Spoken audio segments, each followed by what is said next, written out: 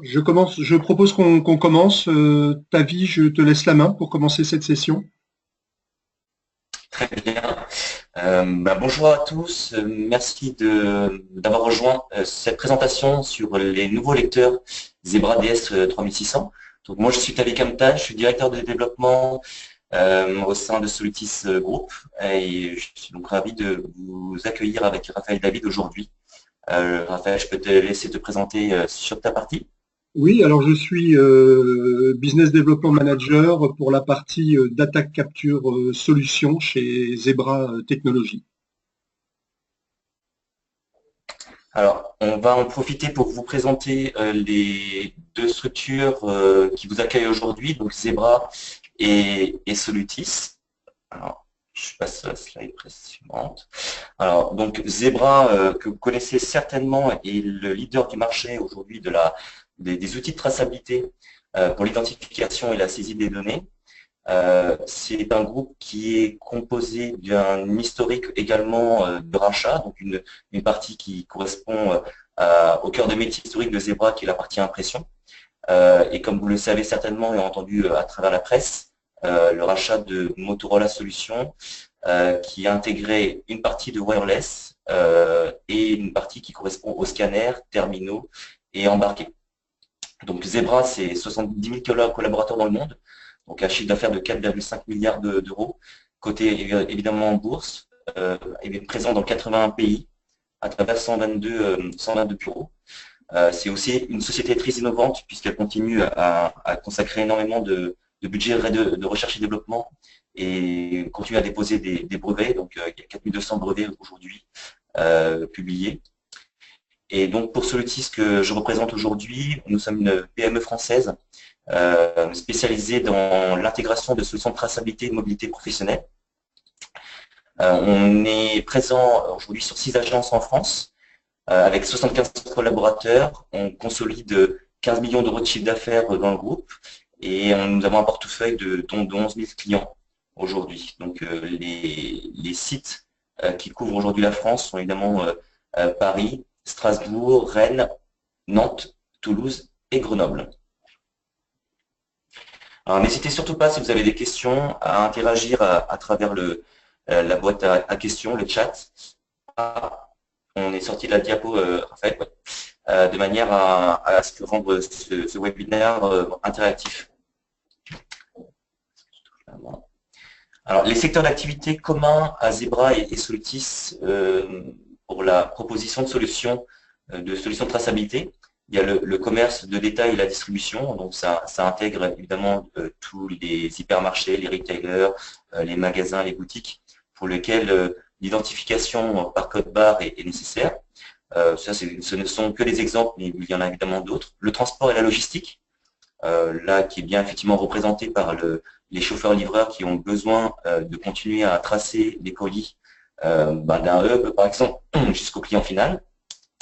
Toute la partie industrielle, fabrication, où évidemment, vous le savez, il faut être en mesure de tracer les matières premières jusqu'au produit fini. La santé, qui est également un des secteurs qui a été dans les premiers à développer les solutions de traçabilité pour plus de fiabilité et de remontée d'informations en temps réel.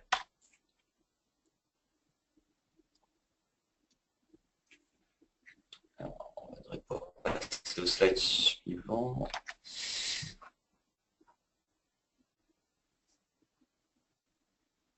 Ah, Raphaël, j'ai plus la main. Il faudrait que tu puisses passer au slide suivant.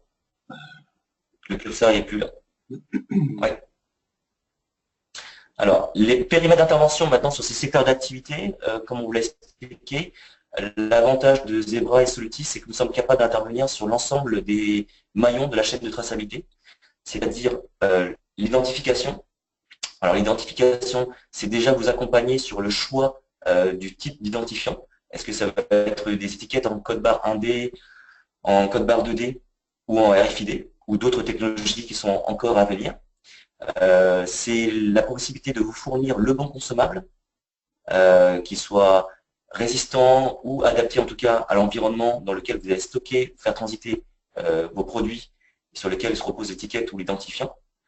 Et évidemment, tous les matériels, que ce soit les matériels desktop, mobilité ou industriels, pour pouvoir imprimer ou générer ces identifiants-là. Donc c'est le premier maillon. Le deuxième maillon qui concerne la lecture est représenté par Raphaël.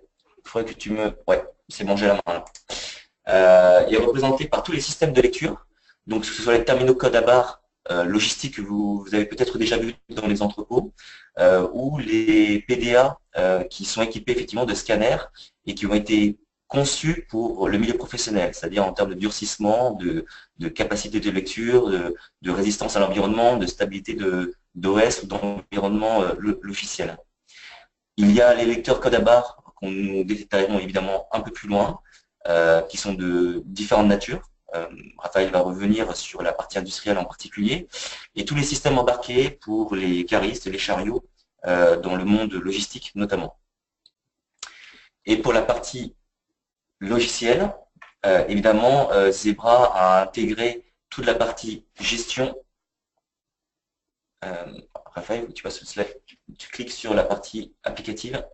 Voilà, donc tous les outils permettant effectivement de sécuriser les outils professionnels ou mieux les déployer. Alors, juste sur ce point-là, il faut savoir qu'il y a un autre maillon que nous faisions ensemble avec Zebra, c'est la partie wireless, donc la partie Wi-Fi, qui permet à tous ces matériels réseau de se connecter au système d'information, qui a été récemment cédé à la société Extreme Networks, mais que Solutis continue à intégrer. Ah, tu peux passer au slide suivant, s'il te plaît, Raphaël.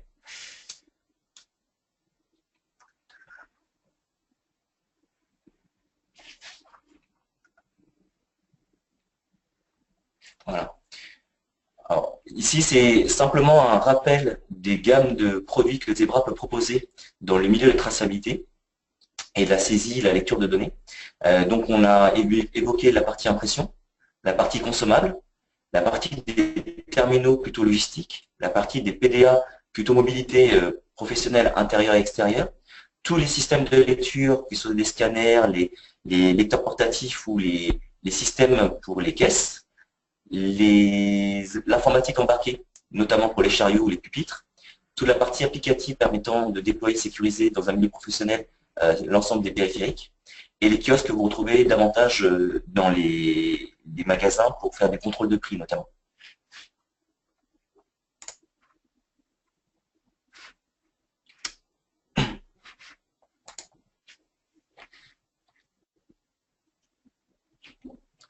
Alors, comme aujourd'hui, nous allons parler plutôt de la gamme des lecteurs et notamment des lecteurs très durcis.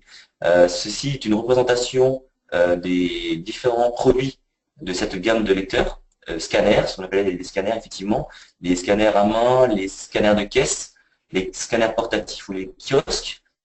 Et comme vous pouvez le voir tout en bas, le sujet de la DS3600, qui est le tout nouveau produit très innovant de Zebra, concerne la gamme des lecteurs très durcis pour le monde professionnel et le monde industriel. Donc je vais te laisser la main, Raphaël, sur la présentation spécifique de ces produits, sur les aspects techniques.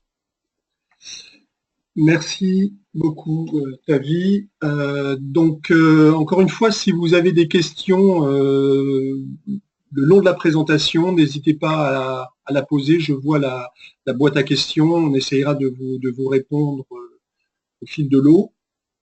Donc, je vais vous présenter la nouvelle série. C'est effectivement important de noter qu'il s'agit d'une série, c'est pas un seul produit. Vous avez 12 modèles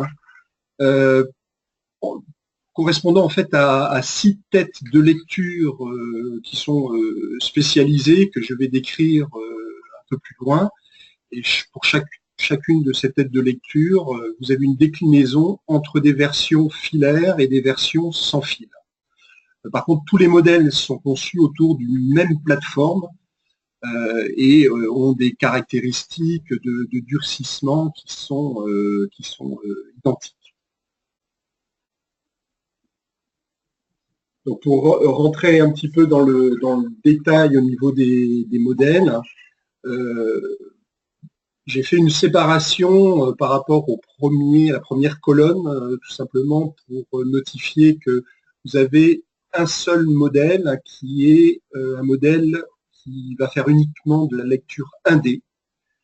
C'est le modèle qu'on appelle Linear Imager SR, comme Standard Range, décliné en filaire et en sans fil.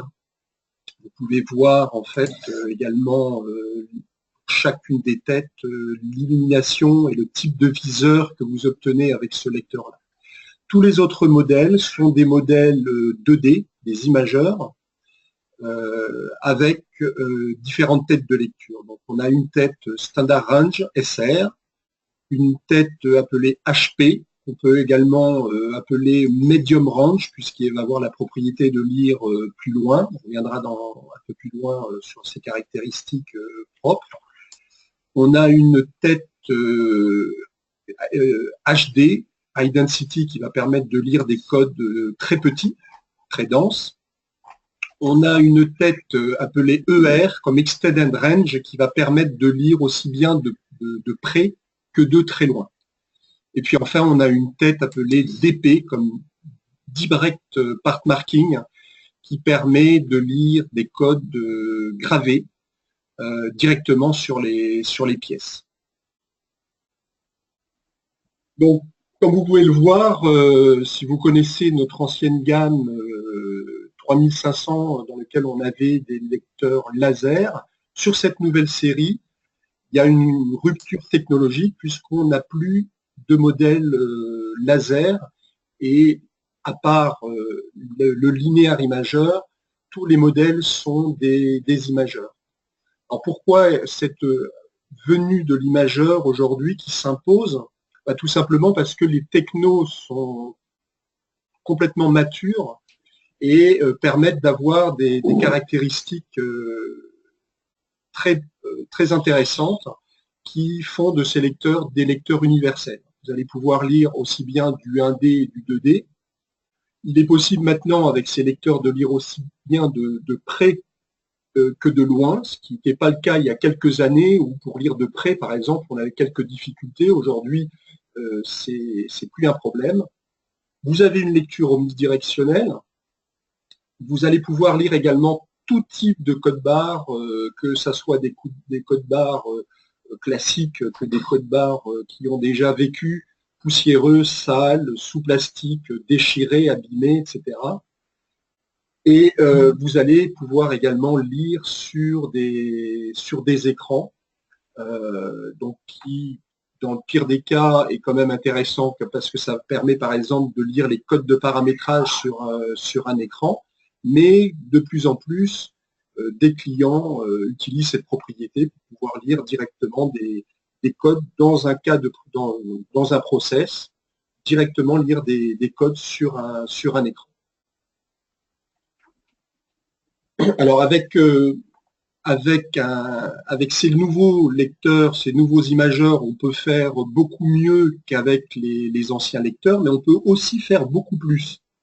On va pouvoir faire de la lecture continue, c'est-à-dire lire des codes les uns après les autres sans appuyer sur la gâchette entre deux codes. On va pouvoir faire ce qu'on appelle du multicoding, c'est-à-dire pouvoir capturer sur une étiquette plusieurs codes en même temps. J'y reviendrai dans la deuxième partie de ma présentation, puisque c'est une nouvelle caractéristique de ces lecteurs qui est très intéressante dans le cadre de process logistiques. On peut faire de la capture de photos et de vidéos, qui permet encore une fois au fil de l'eau de capturer par exemple des photos de palettes, de cartons, pour justifier d'un problème ou d'un état. On va pouvoir faire également de la capture de signature et elles ont également les capacités de faire de la reconnaissance optique de caractères dans certaines conditions. Alors, on parle, pour cette nouvelle gamme de lecteurs 3600, on parle de performance sans limite. Alors, qu'est-ce qu'on a voulu dire performance par limite? Pourquoi on parle de performance sans limite? Par rapport à trois caractéristiques, en fait, le design ultra durci, donc comparé à l'ancienne génération, qui était une génération durcie, je vous montrerai en fait les différences et pourquoi on peut parler d'ultra durci. Les performances supérieures en termes de lecture, notamment de capacité de lecture, et puis les gestions inégalées, il y a des nouveautés au niveau des capacités de gestion de ces codes. Alors pour commencer, on va parler des aspects de côté ultra durci des lecteurs. Donc, Zebra a voulu relever la barre en termes de durcissement de ces lecteurs. Les spécifications de chute sur béton sont passées de 2 mètres à 2,45 m béton. Ils sont également capables de supporter de multiples chutes de 1 mètre, 5000 chutes de 1 mètre. Ils sont homologués pour pouvoir subir 5000 chutes de 1 mètre. C'est très important si vous voulez avoir des lecteurs qui durent dans le temps, plusieurs années. Une première dans l'industrie, on a maintenant des lecteurs qui sont complètement étanches. IP67, c'est-à-dire complètement étanches à la poussière, comme était la précédente génération. Mais nouveautés, ils sont complètement étanches à l'eau. Ça veut dire très clairement que vous pouvez les mettre dans l'eau. Donc le 7 de l'indice IP67 veut dire qu'ils vont être capables de résister 30 minutes sous 1 mètre sous l'eau. Ça, c'est standard. Au niveau optionnel, vous avez en fait dans les accessoires une version du socle qui, lui, est IP65, donc qui est aussi étanche.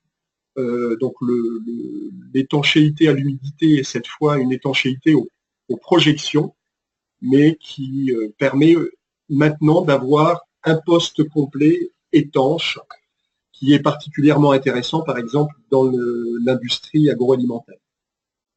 Et puis, ils vont également être capables de fonctionner à des températures très basses, les filaires à moins 20 degrés, les filaires à moins 30 degrés et les sans fil à moins 20 degrés.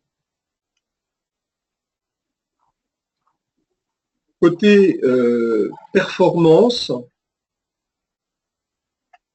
donc des performances supérieures, déjà donc en ce qui concerne les têtes de lecture, Zebra a redesigné toutes les têtes de lecture que je vous ai citées au préalable. Ce sont des nouvelles têtes de lecture avec des caractéristiques qui, avec tous les tests qu'on a pu faire, montrent qu'on a 30% de distance de lecture en plus.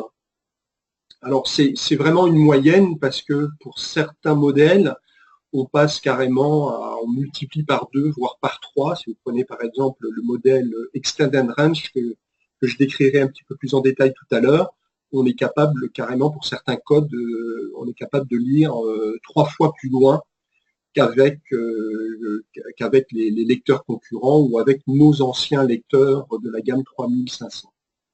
Rapidité de décodage impressionnante avec une technologie qu'on appelle le PRZM, on prononce prisme, qui va permettre de bufferiser des images et ainsi d'avoir un traitement, une vitesse de lecture inégalée. C'est particulièrement intéressant lorsqu'on a à lire des codes 2D avec beaucoup de caractères intégrés dans le code 2D.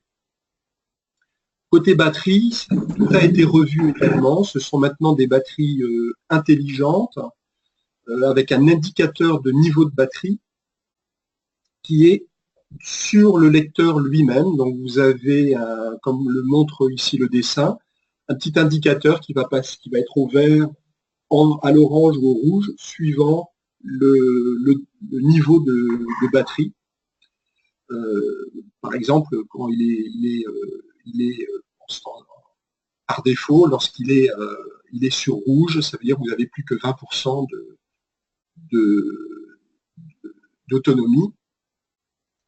et ces mêmes LED, lorsqu'elles clignotent, vont permettre de donner une indication sur l'état de santé de la batterie, c'est-à-dire notamment le nombre de cycles qu'a déjà effectué la batterie et permettre ainsi de gérer plus efficacement son parc de batterie, les changer à bon escient quand c'est nécessaire, sans qu'il y ait de frustration au niveau des utilisateurs vis-à-vis des batteries. Alors, avant de passer sur la partie gestion, je passe un petit peu en revue quelques lecteurs, notamment un lecteur qu'on peut vraiment qualifié d'universel, hein, c'est celui qui est qualifié d'Extended Range. C'est une tête de lecture qui va permettre de lire donc, des codes 1D et 2D d'environ 7-8 mètres jusqu'à plus de 20 mètres. Et ça, c'est vraiment unique, hein, si vous comparez par rapport à notre ancien lecteur laser qu'on appelait l'Orax, hein, le laser ER de la génération 3500. Vous pouvez lire jusqu'à 14 mètres, mais à 14 mètres, il fallait vraiment que ça soit des codes très gros et en plus imprimés sur des étiquettes réfléchissantes. Alors que là, on va pouvoir lire très loin, même sur des codes barres qui sont imprimés sur du papier classique. Il va également... donc ça, c'est très intéressant de pouvoir lire très loin, mais ce qui est nouveau par rapport à ce lecteur, et notamment comparé à la génération 3500 imageur ER qu'il remplace, c'est qu'on va pouvoir lire également de très près. Ici, vous voyez l'exemple d'un code qui fait 10 cm de long. Vous ne reculerez pas de plus de 15 cm pour pouvoir le lire, ce qui est vraiment intéressant, c'est ce qui va permettre d'utiliser ce lecteur-là aussi bien pour lire les emplacements, les codes palettes, les cartons, les codes produits, ou, comme le montre ici l'image de droite, un formulaire de picklist, par exemple, où vous avez des petits codes à lire sur une feuille A4. Alors parlons maintenant un petit peu de la version HP. La version HP, tout à l'heure, vous avez vu dans le tableau où je montre les différentes têtes de lecture, je parlais d'une version imageur SR, Standard Range, donc qui remplace directement l'ancien 3500 qui s'appelait également Standard Range. Le HP, c'est un modèle qui ne remplace pas directement un lecteur dans l'ancienne génération. C'est une nouvelle tête de lecture. Comme l'indique son nom, High Performance, il amène des caractéristiques qui sont supérieures. Il va pouvoir lire plus loin que la version SR, environ 2 fois plus loin. Il va pouvoir également lire tous les codes. Vous voyez ici sur l'image, vous avez une collection d'échantillons de codes très dégradés. Ce lecteur, ce scanner peut lire tous les codes que vous voyez là, quel que soit son état. Donc ça, c'est grâce notamment à la lumière blanche du viseur, qui va permettre notamment de lire des couleurs qui sont interdites lorsqu'on est en lumière rouge. C'est également grâce à sa tête de lecture qui est mégapixel, donc beaucoup plus de définition. Et vous allez également pouvoir lire capturer des photos, des signatures, capturer des caractères avec ce lecteur, même si on le peut également avec le Standard Range. Le HP, le High Performance, va permettre, notamment grâce à sa lumière blanche, faire des photos de meilleure qualité. Et donc, il est recommandé pour faire ce genre d'application.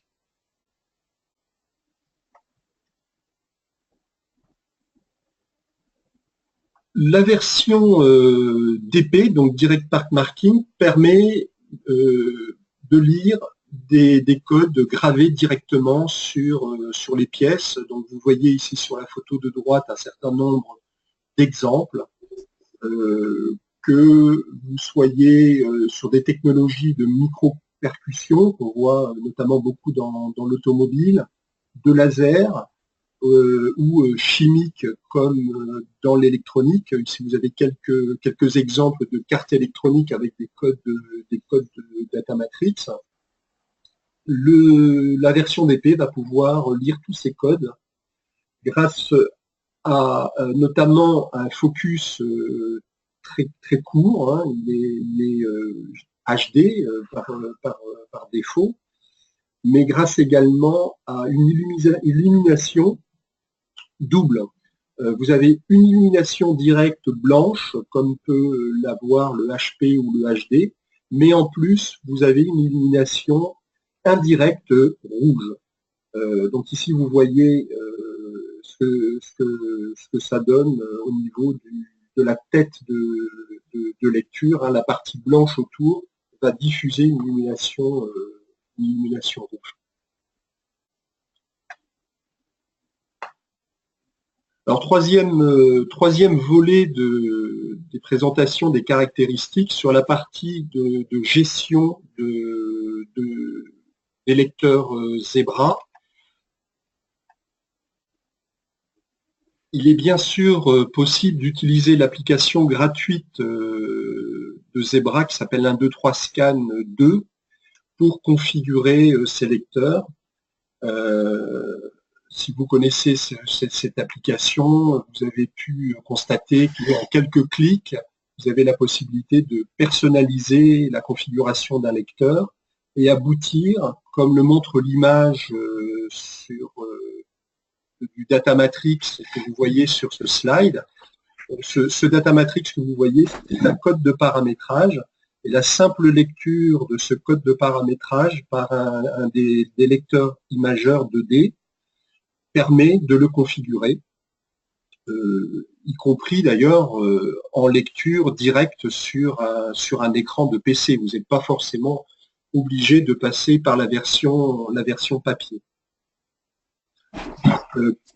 Tout à l'heure, je parlais de batteries intelligentes. Donc, nouveauté sur la gamme 3600, vous allez pouvoir récupérer des diagnostics batterie très précis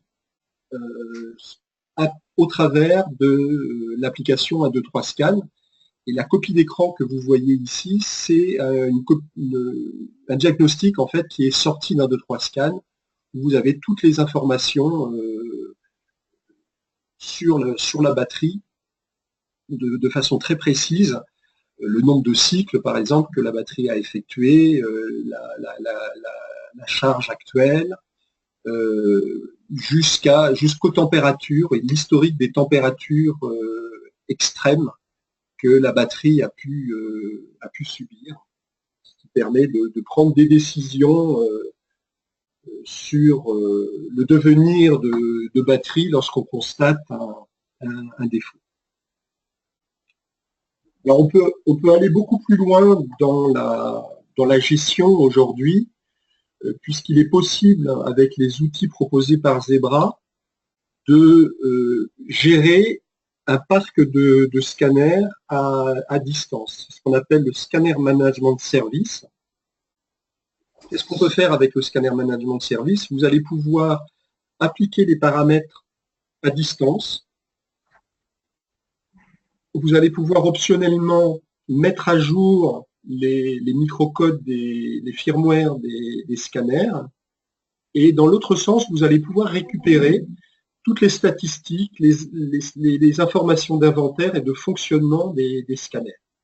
Alors, il y a quelques prérequis pour qu'on puisse utiliser ces outils. Le premier, c'est que vos postes soient sous Windows. Le deuxième, c'est que vos scanners Zebra soient connectés avec un câble USB, que ce soit un filaire directement connecté en USB ou un sans fil dont la base est connectée en USB sur le poste. Et puis, il faut installer un petit service Windows qui est fourni gratuitement par Zebra, qui s'appelle SMS Service. À partir de là, vous allez créer en lab, grâce à un 2-3 scan, un package.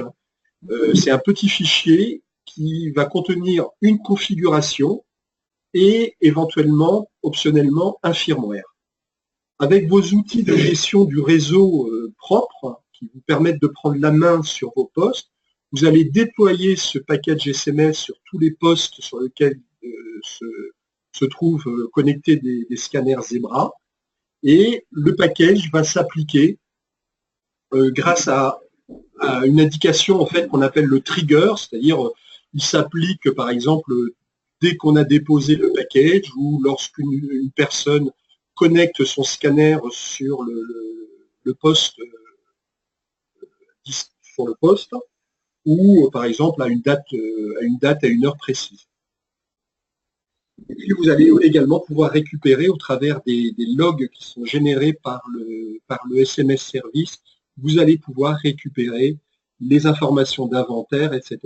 Donc c'est très intéressant parce que ça permet vraiment de gérer de façon efficace son parc de scanners, de savoir à tout moment quel est leur état. Vous pouvez également, et vous verrez l'intérêt tout à l'heure quand je vous présenterai les possibilités de lecture multiple de code, etc., l'intérêt qu'on peut avoir de paramétrer de façon dynamique très facilement les lecteurs à travers du réseau. Alors, quelques caractéristiques à mettre en avant, et notamment sur les lecteurs sans fil, parce qu'il y a une vraie révolution en fait sur ces lecteurs sans fil, notamment par l'adoption du Bluetooth 4.0, qui va vous permettre de vous appairer de façon beaucoup plus simple et beaucoup plus sécurisée, notamment, et c'est une tendance, lorsque vous vous appairez, non pas au travers de la base Zebra, mais directement sur un poste embarqué, sur un PC ou encore sur une tablette, ce qui est de plus en plus fréquent.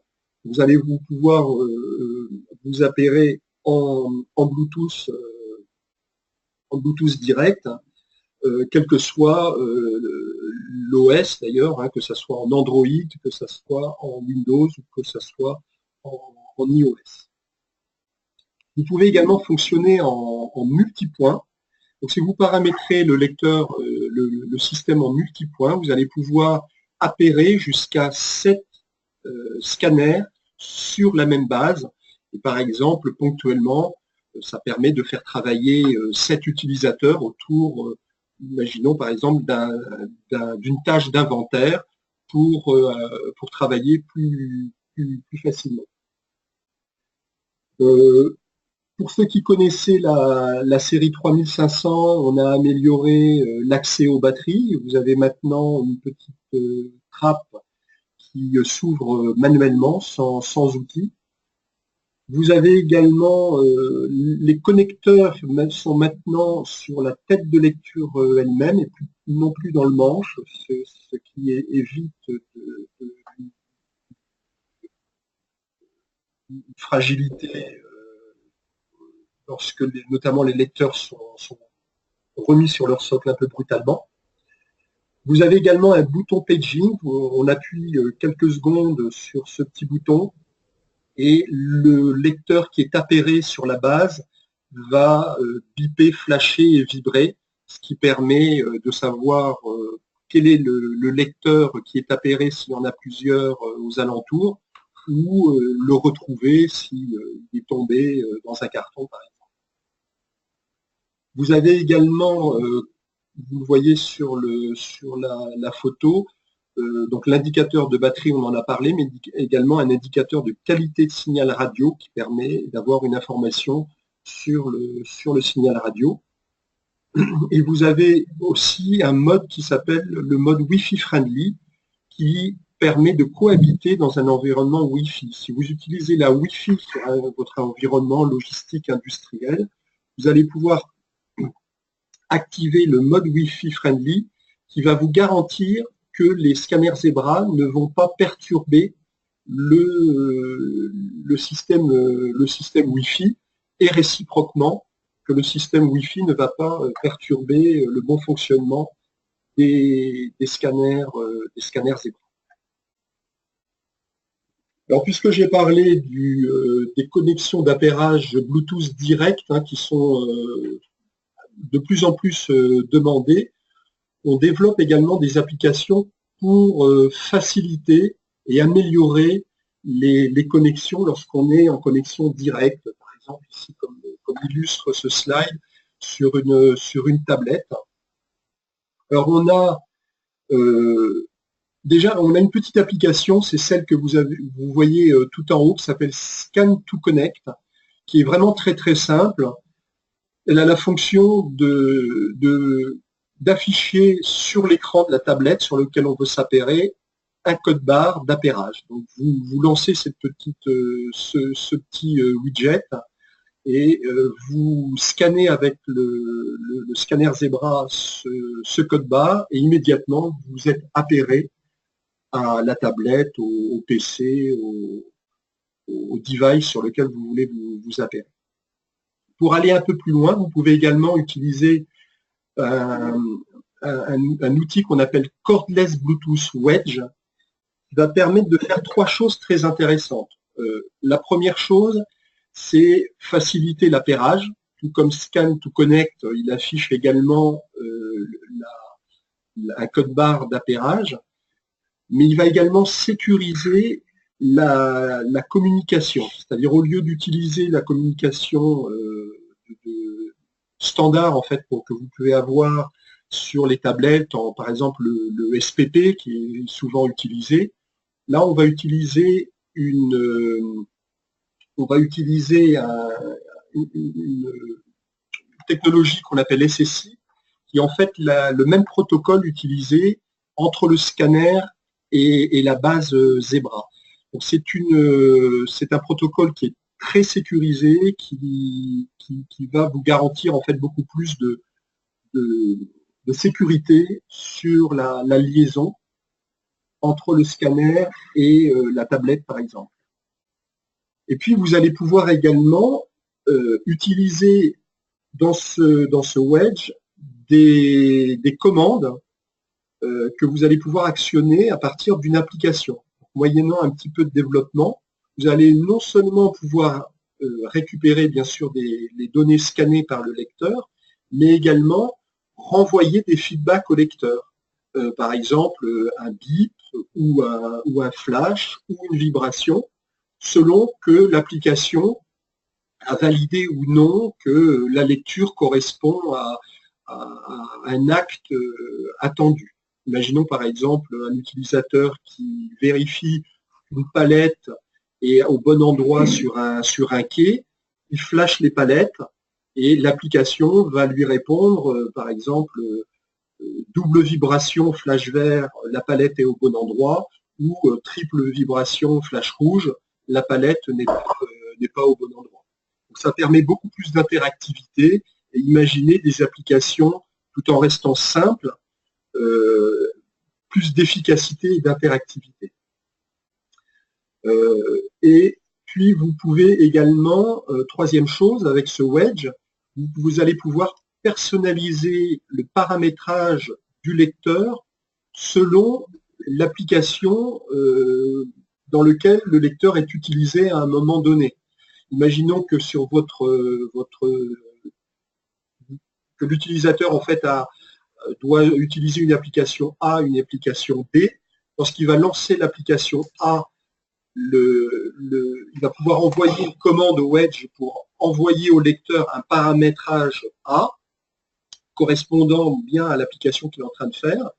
Et puis, plus tard, il va lancer une application B. Et cette fois, ce sera le paramétrage B qui sera envoyé au lecteur, qui va permettre de le configurer de façon plus adaptée à cette application B. Le troisième outil, appelé Scanner SDK, c'est un outil qui aujourd'hui existe uniquement pour Windows, mais qu'on va développer également pour d'autres plateformes. mais qui est vraiment complet cette fois. Il permet de faire tout ce que je vous ai décrit jusqu'à présent, mais en plus, vous pouvez intégrer notamment, par exemple, des captures de photos, d'images, de documents, de signatures, etc. Donc voilà, donc je résume un petit peu les différents lecteurs disponibles dans la gamme. Donc on a dit un lecteur, je dirais, entrée de gamme, linéaire imageur qui permettent de lire du 1D uniquement. Vous voyez en même temps en bas, hein, je ne vais pas tout le lire, mais je vous invite à regarder rapidement les différentes applications types qui sont proposées pour ces versions. En imageur, on commence par la version SR qui permet de faire de la lecture entre guillemets tout venant en gamme de distance standard. Vous pouvez envisager de passer sur la HP pour les mêmes applications si vous avez besoin de plus de distance, de plus de performance, si vous avez des codes barres qui sont plus compliqués, ou si vous voulez faire plus, comme la capture de documents.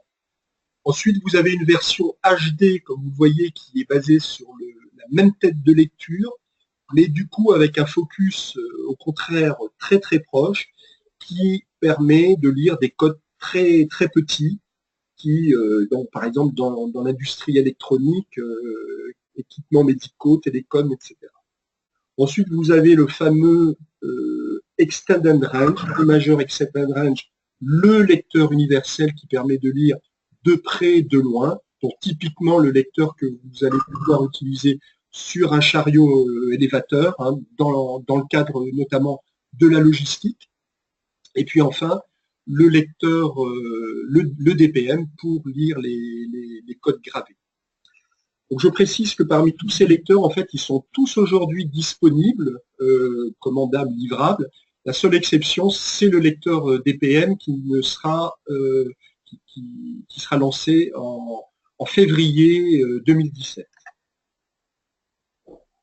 Alors, tout comme pour la version, la série 3500, il y a toute une gamme d'accessoires autour de la série 3600.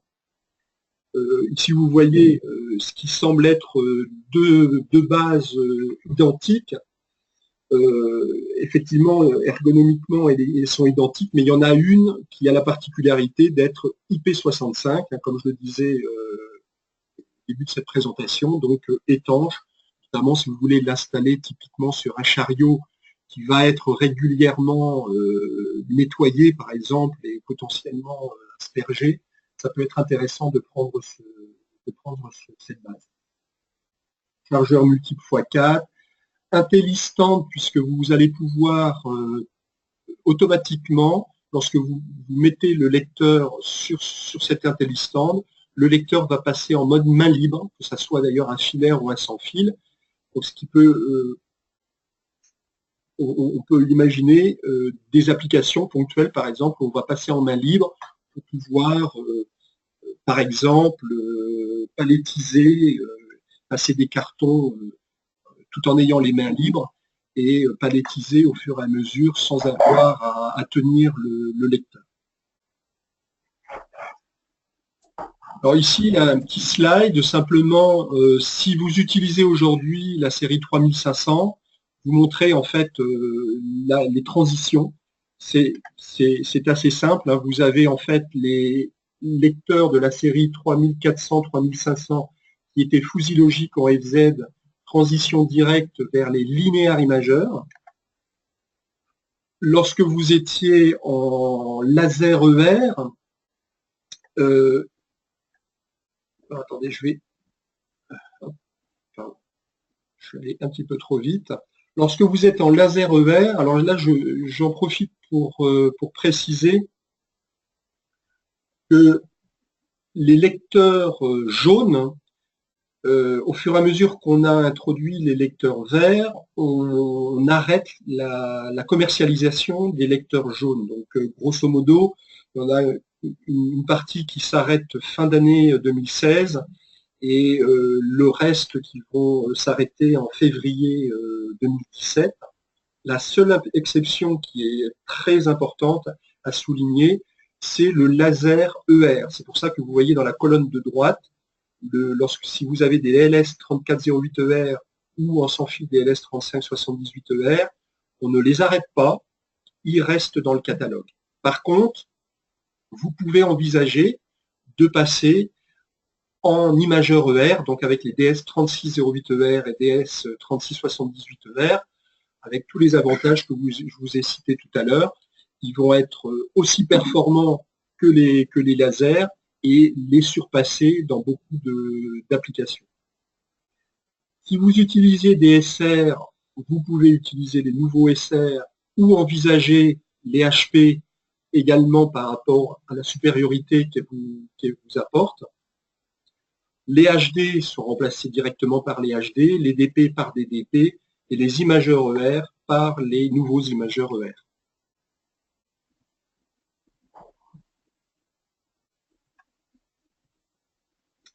Alors maintenant, je vais vous expliquer quelques nouvelles fonctionnalités qui va vous permettre de gagner du temps. Gagner du temps avec une première fonctionnalité qu'on appelle Preferred Symbol Priorization, priorisation du symbole préféré. Donc c'est une façon très simple une technique en fait qui va permettre au lecteur de préférer un code barre. Lorsque vous allez viser une étiquette, ici j'ai deux exemples, hein, à gauche une étiquette palette et à droite une étiquette carton. Imaginons que je souhaite faciliter la lecture dans une application des codes qui sont entourés en rouge. La première, parce que c'est une étiquette palette, donc on va le lire un petit peu de loin. Donc effectivement, si j'ai la possibilité de viser plus facilement le code du milieu, ça va être intéressant. Et puis celui de droite, qui est un cas réel, hein, où le client souhaitait lire ce code vertical indé, mais il était embêté parce que de temps en temps, c'était le code data matrix qui était lu, parce qu'ils sont très proches au niveau de l'étiquette. Pour ça, on peut paramétrer le lecteur de façon très simple et lui dire ton code préféré, c'est le code que vous voyez ici qui est entouré en rouge. Donc on va lui dire par exemple, ton code préféré, c'est un code 128 qui fait 8 caractères, qui commence par 0,5. On va le caractériser de façon unique. Et à partir de ce moment-là, lorsque vous allez avec le lecteur viser une étiquette et appuyer sur la gâchette, quel que soit l'endroit que vous visez, pendant un court instant, par défaut c'est 200 millisecondes, le lecteur ne recherche que son code barre préféré. S'il a trouvé son code barre préféré, il le lit et bip et c'est fini, on passe à l'étiquette suivante. Donc ça va permettre d'améliorer en fait la qualité de lecture, gagner du temps et gagner en productivité au niveau des applications. Encore une fois, je précise que c'est très simple à implémenter au niveau du lecteur, c'est vraiment très facile. Deuxième possibilité pour gagner du temps, cette fois c'est avec ce qu'on appelle le multicode data formatting ou MDF. Alors le multicode data formatting, qu'est-ce que c'est? C'est une technique qui va permettre, à partir d'un lecteur,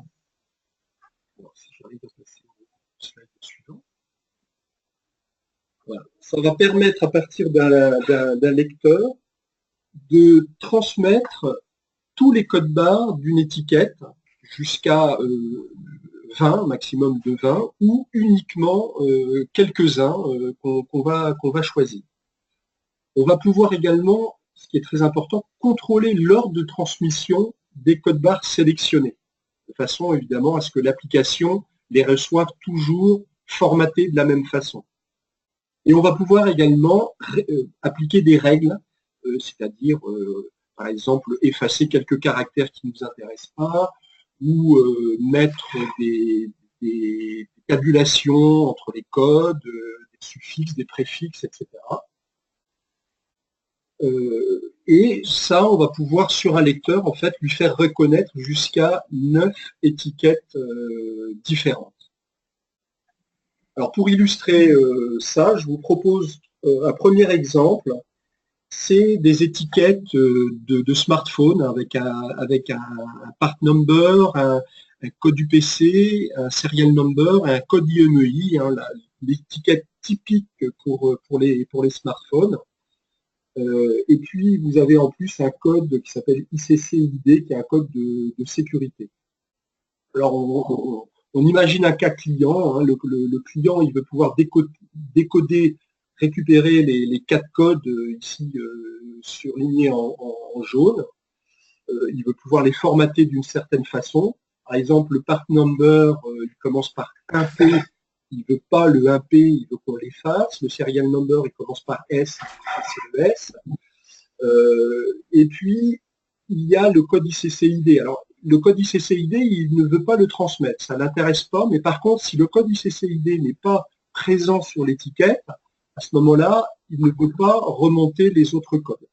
Alors, la seule exception qui l'autorise, c'est de remonter le code UPC, le code produit, de façon à pouvoir mettre la boîte de côté et la retrouver plus tard pour traiter l'exception.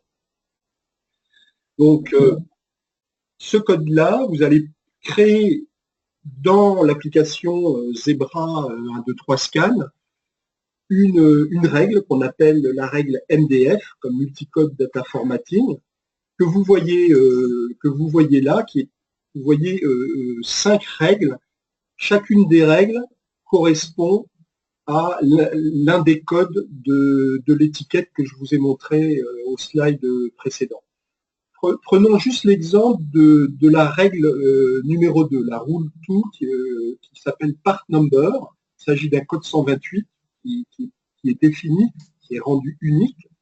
Et puis on va mettre des actions là-dedans. Donc la première action qui est skip ahead fait sauter 2 caractères. Tout à l'heure j'ai dit qu'on ne voulait pas le 1P devant, donc on les saute. Send all that remains va envoyer tous les caractères qui restent. Et puis le deuxième, send ASCII, on ne voit pas la fin, là, mais ça envoie simplement une touche entrée après avoir transmis ce code. Et etc. par rapport pour les autres codes, chaque code est traité comme ça. Vous voyez que l'implémentation en fait d'une MDF est très simple, se fait comme ça par simple clic dans 1, 2, 3 Scan. Lorsqu'on a terminé de décrire une étiquette, hein, sur un groupe là, de 5 règles, ça définit une étiquette unique, et bien, on va générer des codes de programmation, alors qui sont un petit peu plus gros que lorsqu'on définit juste un paramétrage simple. Hein. Et là, si avec un lecteur, que ce soit le SR, le HP, le ER, je lis séquentiellement ces 2 codes data matrix, et ben, je vais aboutir sur le paramétrage et je vais pouvoir lire. Donc, ici, l'exemple où je reconnais parfaitement l'étiquette. Donc, je transmets les données. Vous voyez ici les 4 codes barres remontés. On est passé à la ligne, on a enlevé le 1P, on a enlevé le S, etc. Et dans le cas où, par exemple, le code ICC-ID n'est pas lisible, à ce moment-là, je remonte que le code UPC de façon à pouvoir traiter mon produit de façon manuelle. Donc, comme je vous l'exprimais, on a la possibilité de faire sur un même lecteur, de lui faire reconnaître jusqu'à 9 étiquettes différentes. Donc, pour illustrer ça, ce sera la fin de ma présentation, j'imagine un autre cas, en fait, un client qui a deux applications à traiter, cas numéro 1, cas numéro 2, numéro 1 et numéro 2. Dans le cas numéro 1, il a d'une part des étiquettes avec deux codes, donc, comme vous pouvez le voir à gauche. Il veut lire ces deux codes en même temps, et par ailleurs, il peut avoir aussi des codes uniques, par exemple un PDF 417 sur le même carton, il veut également pouvoir le transmettre. Et puis une autre application qui peut traiter avec le même lecteur, sur lequel il a deux étiquettes, cette fois une étiquette A qui se trouve au-dessus du carton, et une étiquette B qui se trouve à l'avant du carton, pas sur les mêmes faces. Là, il est moins intéressé par accélérer la cadence que par être certain que c'est toujours d'abord le code barre A, puis le code barre B qui soit remonté à l'application, et pas l'inverse. Donc c'est la séquence qui va l'intéresser à ce niveau-là. Là, je ne vais pas rentrer dans le détail, mais voilà les codes barres de paramétrage qui sont issus du paramétrage au travers d'un, deux, trois scans. Et le résultat, c'est que si je lis l'étiquette, je vais remonter les deux codes en même temps. Je peux, bien entendu, lire mon code de PDF sans problème. Et si je vais travailler ailleurs, je vais pouvoir, vous voyez, en balayant comme ça le carton sur les deux faces, remonter les informations, que je commence par l'étiquette A puis l'étiquette B, mais l'inverse est vrai également. Si je commence par l'étiquette B et que je remonte vers l'étiquette A, je vais également pouvoir remonter dans la même séquence, toujours 1, 2, 3, A, B, C, D, les informations des deux étiquettes. Donc voilà qui termine cette présentation. Je propose de laisser encore un petit peu ouvert pour accueillir et répondre à vos questions,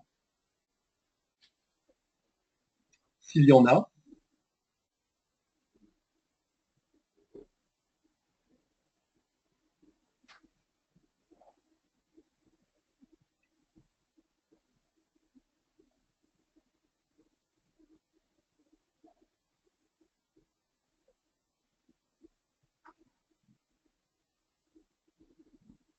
Alors, je ne vois pas de questions. Apparemment, c'était clair. Ah si, j'ai une question ici. Comment restituer de l'information directement sur la douchette? Comment restituer de l'information directement sur la douchette? Excusez-moi, est-ce que vous pouvez préciser votre question? Tavi, tu peux peut-être m'aider, non, si tu comprends.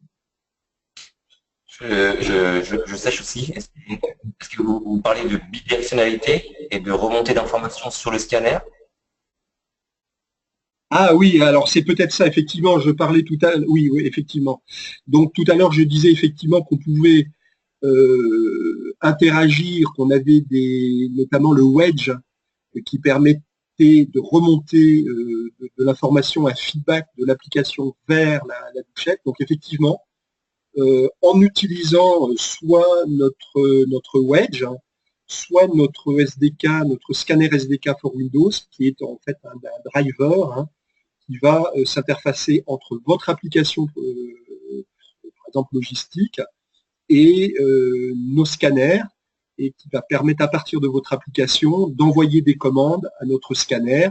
Alors évidemment, ce n'est pas un terminal mobile, donc vous n'avez pas d'écran, mais vous pouvez interagir soit en envoyant des commandes qui va faire biper, qui va faire flasher, qui va faire vibrer le lecteur.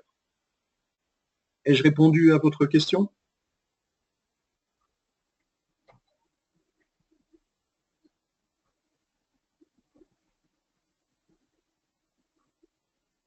A priori, oui. Ok, bon, bah écoutez, je ne vois pas d'autres questions. Je te laisse conclure cette présentation. Alors attendez, excusez-moi, j'ai une autre question qui est arrivée sur la LED. Qu'est-il possible de faire? Alors, concernant la LED, il est possible de la faire flasher. hein, une fois, deux fois, trois fois. C'est c'est avec des flashs de différentes couleurs. Vous avez vous pouvez la faire flasher en vert, en jaune et et en rouge. Autre question, un lecteur 2D est-il compatible avec un RF1D? Qu'est-ce que vous appelez un RF1D?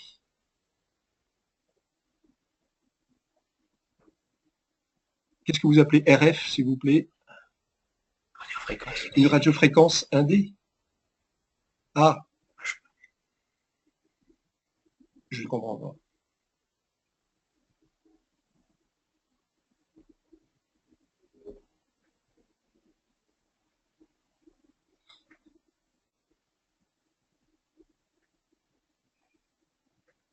Je crois on va vous contacter pour comprendre l'ARF. Moi, je propose de passer justement sur le slide après où il y a nos coordonnées, Raphaël. Oui, voilà. Je pense qu'effectivement, ta vie, je te laisse terminer, conclure.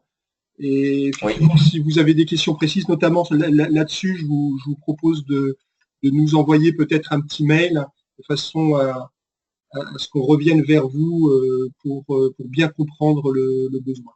En tout cas, en ce qui me concerne, je vous remercie beaucoup pour votre attention et je vous dis à bientôt. David, c'est à toi. Merci Raphaël. Effectivement, on vous remercie tous de votre présence à ce webinaire. Juste en rappel, effectivement, Solutis est un partenaire de Zebra. Zebra est un fabricant, donc ne vend pas ou ne distribue pas en direct les solutions que l'on vous a présentées auprès des utilisateurs finaux.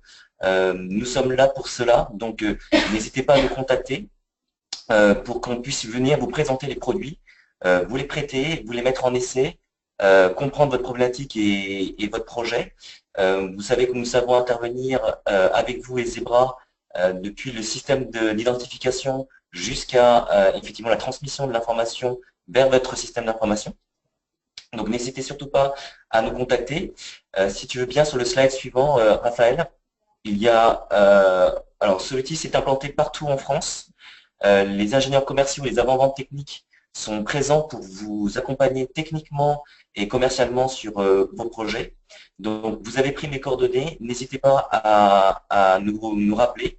On se fera un plaisir de venir à votre rencontre pour étudier vos besoins avec le support de Zebra si c'est nécessaire ou avec nos propres équipes techniques. Voilà, on vous remercie encore de votre présence et de votre participation à ce webinaire et on vous dit à très bientôt.